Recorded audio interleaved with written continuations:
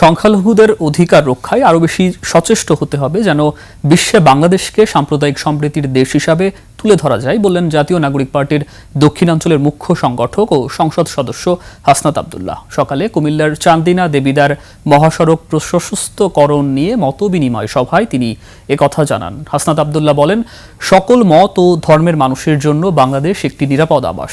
এই বার্তা নিশ্চিত করা গেলে প্রতিবেশী দেশের নির্বাচন পরবর্তী নেতিবাচক শঙ্কাও দূর হবে। আইনশৃঙ্খলা পরিস্থিতি নিয়ে উদ্বেগ প্রকাশ করে তিনি বলেন, বর্তমানে অপরাধ পরিস্থিতির অবনতি ঘটেছে। ক্রাইম রিপোর্ট অতীতের সব সীমা ছাড়িয়েছে বলেও মন্তব্য করেন তিনি।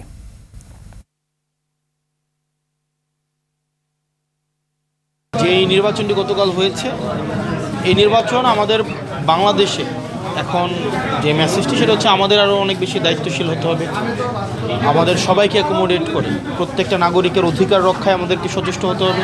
আমাদের দেশে যাদেরকে আমাদের রাজনৈতিকভাবে সংখ্যালঘু মনে করা হয় তাদের অধিকার রক্ষায়, তাদের অধিকার সুরক্ষায় আমাদেরকে আরও বেশি সচেষ্ট হতে হবে, যাতে করে একটা বৈশ্বিক একটা বার্তা যায়।